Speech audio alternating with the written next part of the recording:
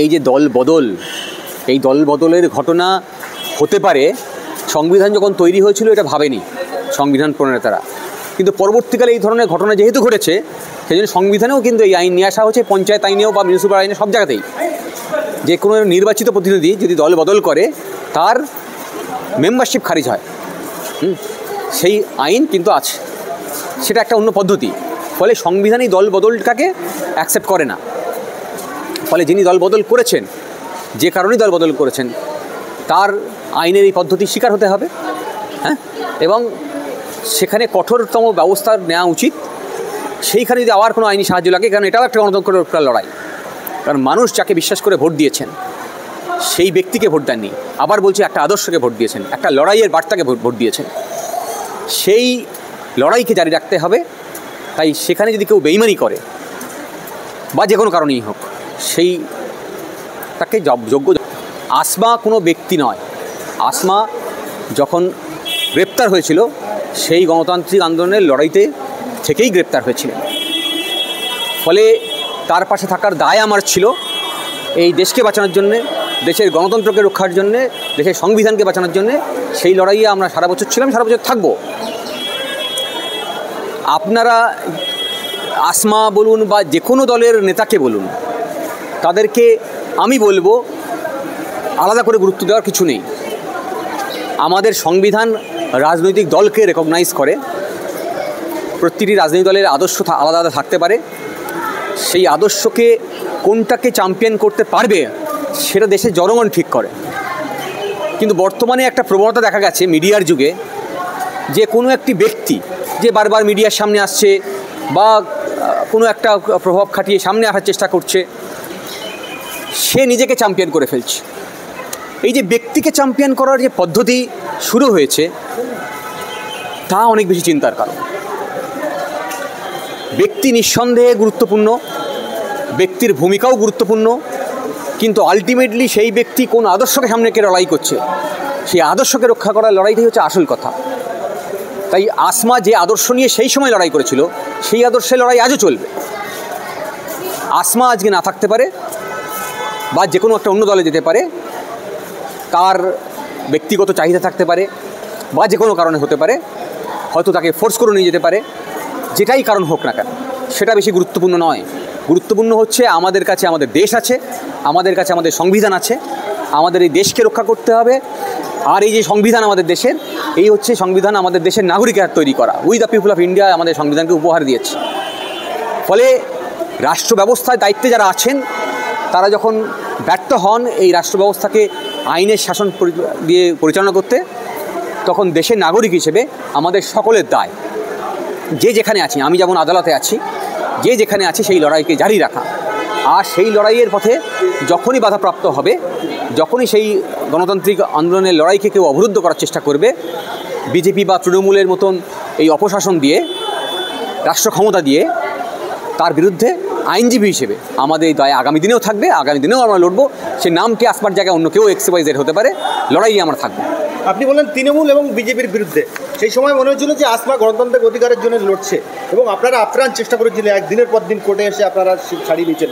সেই গণতন্ত্রের যে একজন সৈনিক ছিল, তিনি দুর্নীতির সঙ্গে মিশে গেল ধরতে গেলে। তৃণমূল মানেই এখন বর্তমানে যা পরিস্থিতি, দুর্নীতির সঙ্গে যুক্ত, তাদের বিরুদ্ধে একের পর এক অভিযোগ। কী বললেন? না, সে কথাই আমি বললাম যে রাজনীতিতে ব্যক্তির ভূমিকা নিঃসন্দেহে থাকে, রাজনীতি কেন, যে কোনো জায়গাতে, যে কোনো ক্ষেত্রেই। কিন্তু ব্যক্তি খুব বেশি গুরুত্বপূর্ণ নয়। ব্যক্তি যে আদর্শের প্রতি অনুপ্রাণিত হয়ে সেই লড়াইয়ে আছে, সেই আদর্শকে চ্যাম্পিয়ন করতে হবে।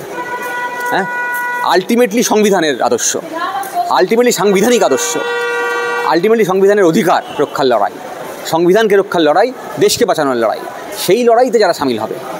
আমরা দেখলাম যে সংবিধানে রয়েছে যারা দল পরিবর্তন করতে পারে, কিন্তু ভাঙড়ের বিষয়টা অন্য জায়গায় দেখছি। কেন ভাঙড়ে পঞ্চায়েতে যারা এই আসমার মতো যারা আছে এবং পঞ্চায়েত সমিতির আরও কয়েকজন পঞ্চায়েতের সদস্য চলে গেছে, এদের জন্যে, এদের জেতানোর জন্য কিন্তু 9 জন মানুষের প্রাণ চলে গেছে সেই জায়গায়।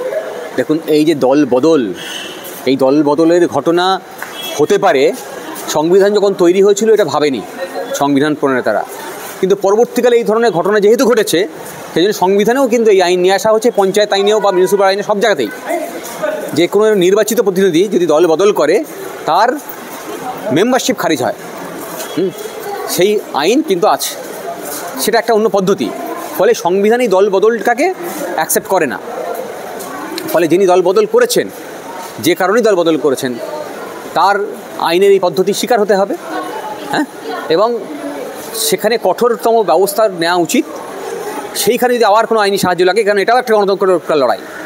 কারণ মানুষ যাকে বিশ্বাস করে ভোট দিয়েছেন সেই ব্যক্তিকে ভোট দেননি, আবার বলছি একটা আদর্শকে ভোট দিয়েছেন, একটা লড়াইয়ের বার্তাকে ভোট দিয়েছেন।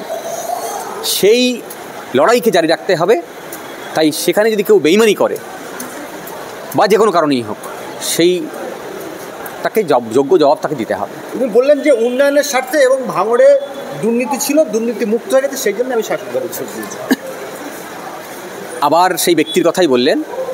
একজন ব্যক্তি, সেই জন্যই বললাম, একজন ব্যক্তি তার সুবিধা মতো অবস্থান পরিবর্তন করে। কারণ এটাই এই জন্যই বলা হয় ব্যক্তিকেন্দ্রিকতা বলে একটা কথা আছে। এই আত্মকেন্দ্রিকতা বা ব্যক্তিকেন্দ্রিকতার ভাবনার থেকে কখনো দল তৈরি হয় না।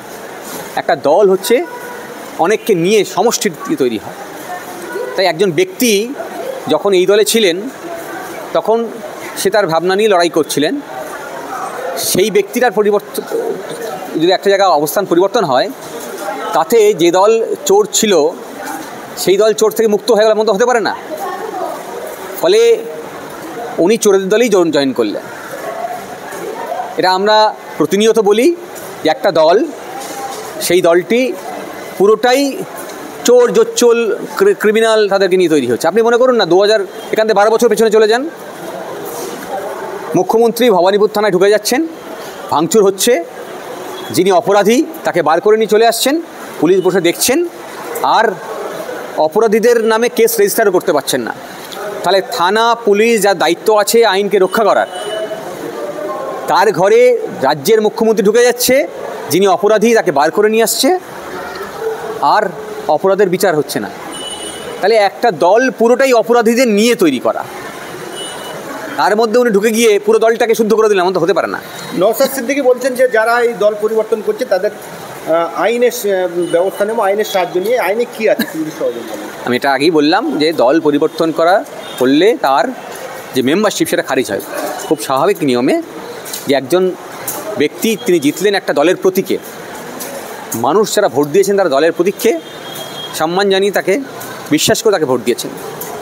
এখন সেই লোকটি যদি সেই প্রতীক বদল করে আরেকটা প্রতীকে যান, তাহলে যারা তাকে ভোট দিয়েছেন তাদের প্রতি ফ্রড প্লে করা হচ্ছে।